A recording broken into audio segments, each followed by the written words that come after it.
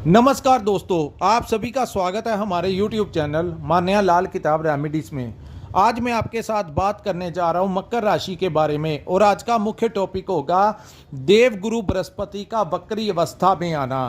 दोस्तों, गुरु जो हैं वो 9 अक्टूबर 2024 से लेकर 4 फरवरी 2025 यानी पूरे 119 दिन के लिए वृषभ राशि में वक्री अवस्था में आ गए हैं और इसका क्या प्रभाव जो है वो मकर राशि के जातकों के लिए रहेगा।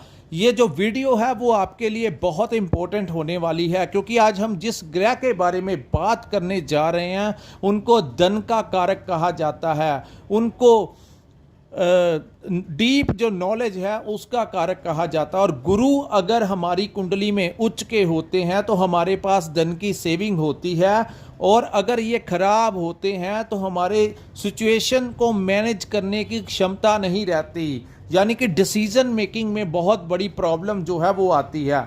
आज मैं आपको बताऊंगा कि वक्री गुरु जो हैं वो आपके लिए कैसा खेल खेलने जा रहे हैं। दोस्तों, ये जो चार्ट मैंने आपके सामने बनाया है ये आपकी चंद्र राशि के अनुसार मकर राशि की कुंडली है।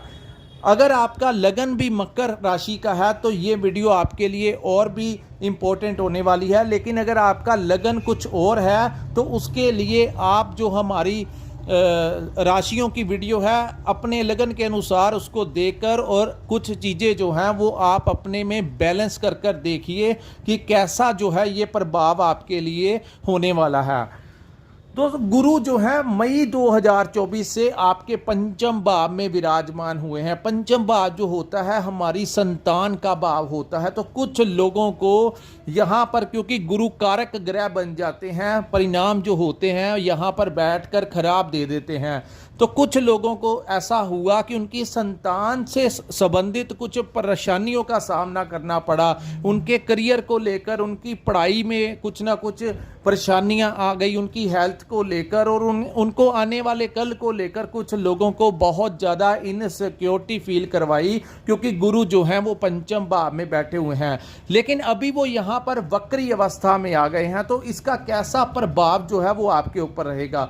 दोस्तों, गुरु जब वक्री अवस्था में आते हैं तो ये थोड़ा सा पहले से ज़्यादा इम्प्रूवमेंट जो है वो आपकी फैमिली के अंदर होने वाली है। आपके संतान से संबंधित इस भाव को हमारी मैनेजमेंट का भी भाव कहा जाता है, यानी कि जो डिसीजन आप ले रहे थे अपनी ज़िंदगी के लिए और उसमें आपको कुछ भी समझ नहीं आ रहा था, जहाँ पर आप पढ़ाई कर रहे थे, स्टडी कर रहे थे, उन लोगों को, स्टूडेंट्स को भी परेशानियों का सामना करना पड़ा। अपनी संतान से कुछ लोगों को विवाद हो गया, उनके साथ कुछ डिस्प्यूट हो गया, या उनके बिजनेस में भी कुछ उतार चढ़ाव जो था पिछले 4-5 महीनों से हो रहा था। उसका मुख्य कारण था कि गुरु जो थे वो आपके पंचम भाव में बैठे थे।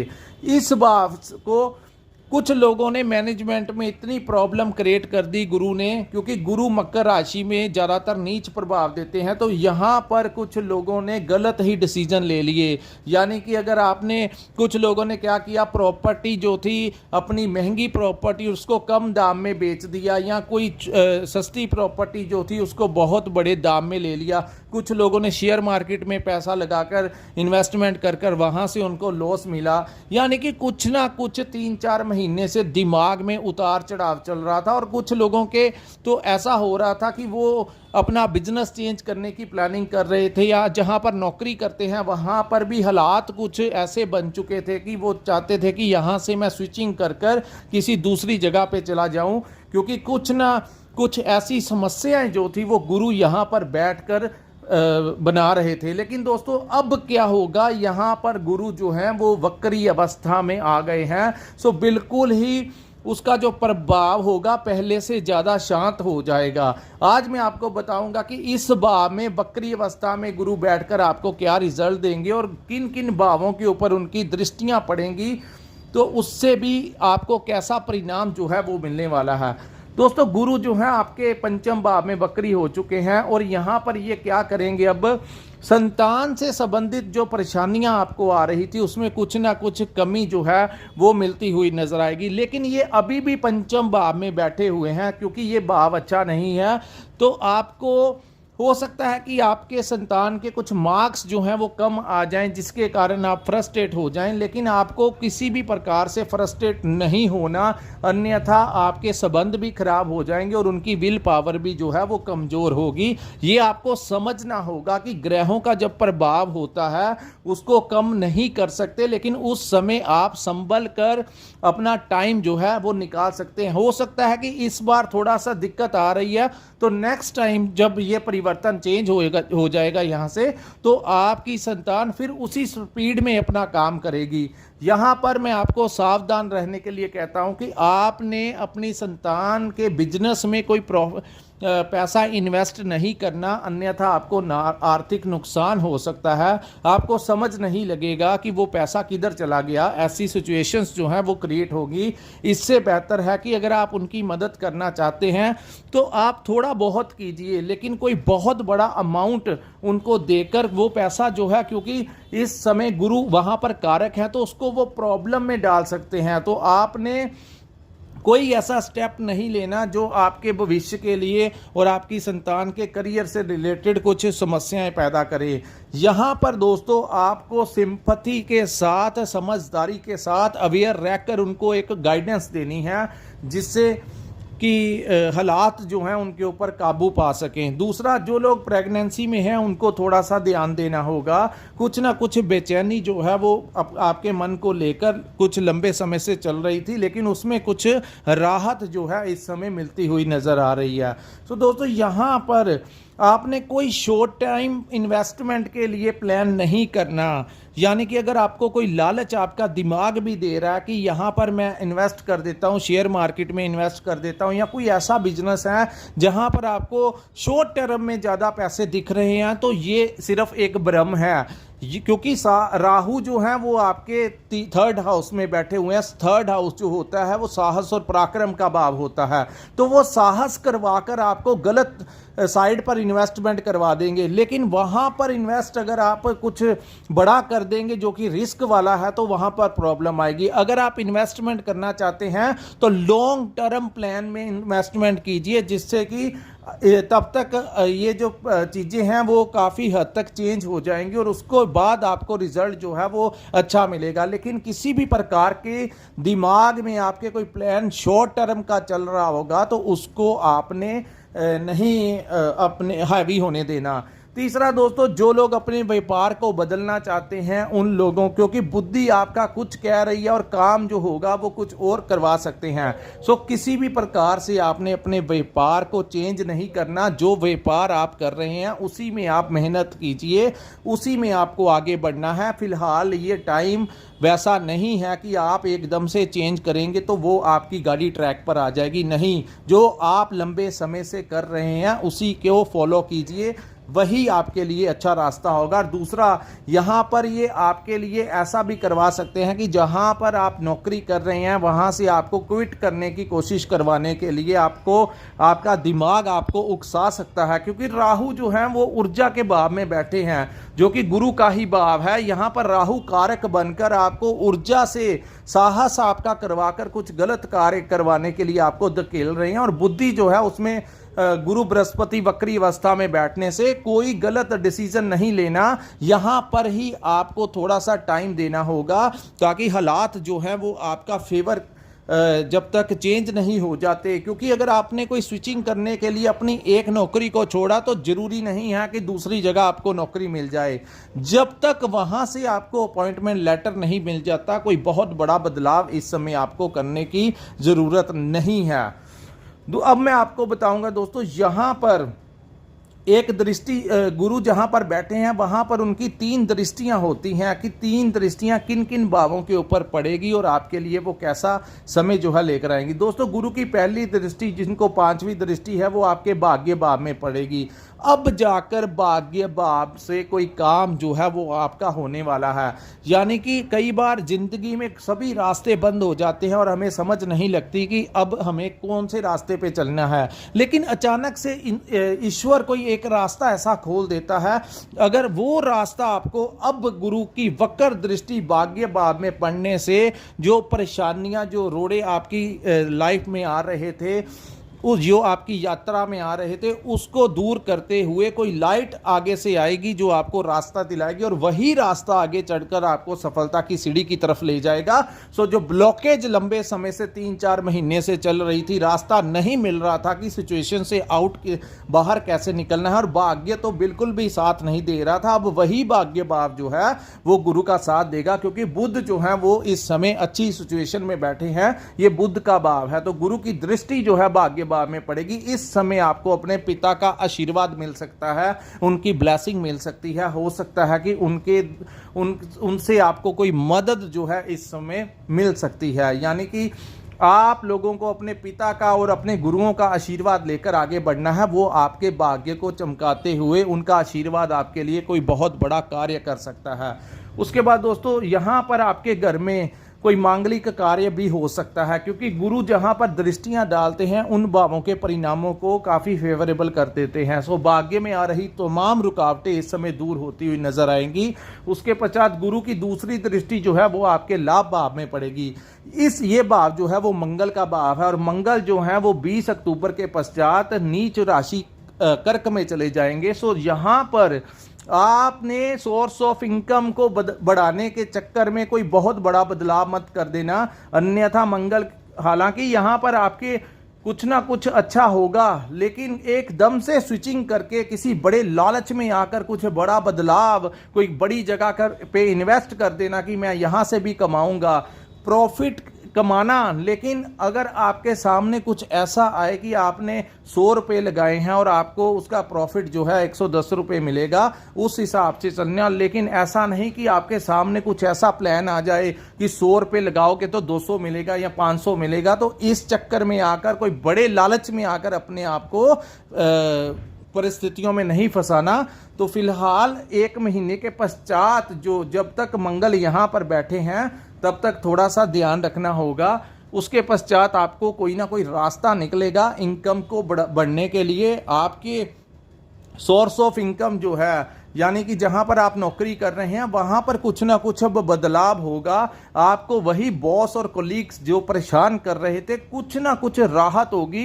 कोई ना कोई ऑफिस में कोई जो सीनियर होगा वो आपकी इस समय सपोर्ट करेगा, जिससे जो लंबे समय से परेशानियां उस माहौल में चल रही थी वो दूर होंगी। और वही व्यापार में भी कुछ ना कुछ जो है वो चेंज होने वाला है, लेकिन कोई बड़ा चेंज के चक्कर में किसी बड़े लालच में नहीं आना, उससे आपको जो है वो परेशानी आ सकती है। तीसरा दोस्तों, ये आपके विदेश भाव के भी कारक हैं। सो जो लोग विदेश जाना चाहते हैं उन लोगों के लिए ये टाइम अच्छा है। पासपोर्ट बनाने के लिए वीज़ा आपको मिलने के चांसेस बढ़ जाएंगे। और जो लोग विदेश में रहते हैं, लंबे समय से प्रयास कर रहे थे, पीआर नहीं मिल रहा था, अपना ग्रीन कार्ड नहीं मिल रहा था, सिटीजनशिप नहीं मिल रहा था, तो ये टाइम जो होगा अचानक से हो सकता है कि आपके सामने आपके घर में ही इमिग्रेशन के कागजात आ जाएं या आपको ऑफिस के द्वारा बुला लिया जाए और आपके हाथ में आपके डॉक्यूमेंट्स पकड़ा दिए जाएं। तो हो सकता है कि आपको इस समय वहां पर पीआर मिलने की संभावनाएं जो हैं वो ज़्यादा बढ़ गई हैं। यानी विदेशी भाव से आपको बहुत बड़ा लाभ जो होता हुआ दिखाई दे रहा है। और जो लोग इंपोर्ट और एक्सपोर्ट का काम करते हैं या जो लोग मल्टीनेशनल कंपनी में काम करते हैं या जिनका कोई भी काम जो है वो विदेशी भूमि के साथ जुड़ा हुआ है, उन लोगों को वहां से कोई बड़ी राहत मिल सकती है, कोई बड़ा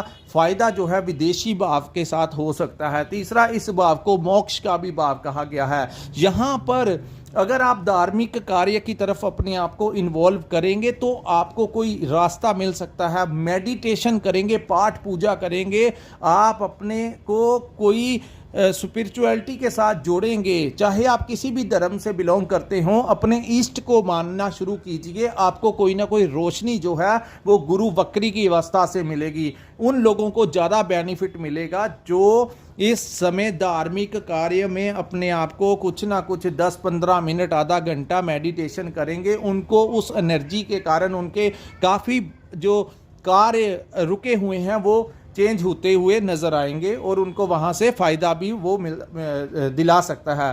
दोस्तों, ये 6 भावों के तो इस समय कंट्रोल हो चुका है गुरु का, क्योंकि गुरु आपके जहां पर बैठे हैं एक भाव वो हो गया, 3 दृष्टियां हो गई जिन भावों के ऊपर पड़ रही हैं।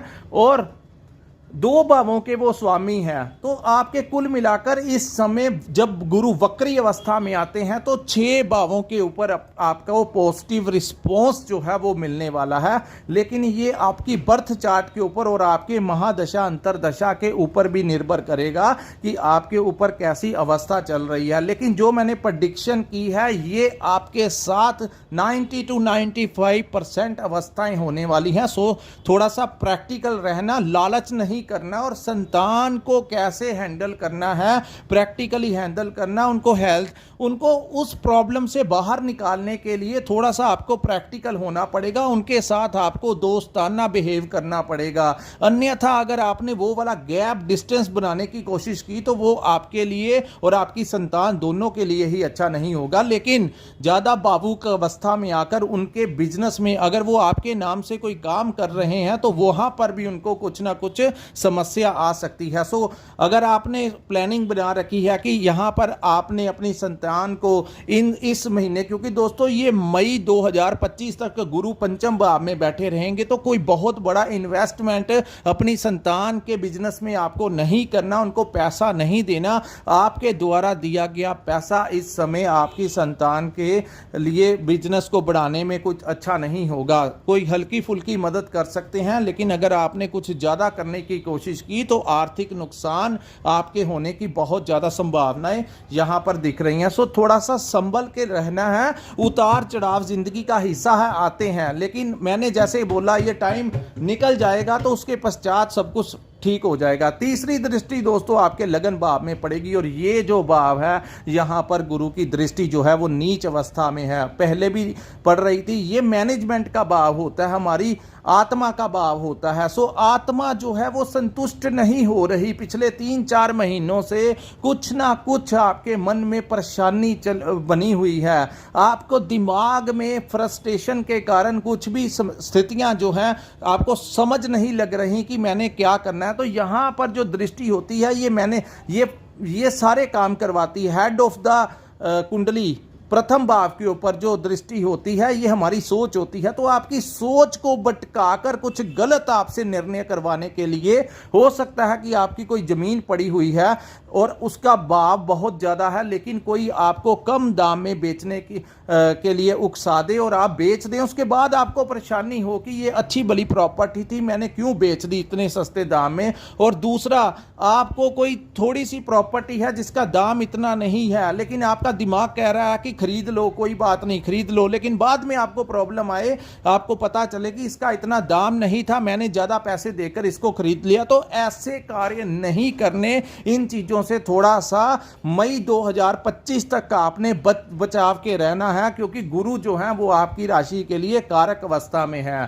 सो दोस्तों ये था मकर राशि के लिए गुरु वक्री का कैसा प्रभाव रहेगा। मैंने आपको यहां पर कुछ डराया नहीं है, जिंदगी है, अवस्थाएं हैं, उतार चढ़ाव लगा ही रहता है। लेकिन यहां पर अगर आप थोड़ा प्रैक्टिकल होकर चलेंगे, भावुक नहीं होना, लालच नहीं करना, जल्दबाजी में कुछ भी फैसला नहीं करना, तो आप अपना और अपने धन का और अपने ज्ञान का ठीक से प्रयोग कर लेंगे। लेकिन अगर लालच में और जल्दबाजी में किसी के कहने के ऊपर अपने दिमाग जैसे भी कर कुछ कर दिया, तो दोस्तों यही तो ज्योतिष शास्त्र है कि आपको सही समय का बताना कि ये टाइम आपको ऐसा करवा सकता है और आपने यहां पर इन स्थितियों को कैसे मैनेज करना है।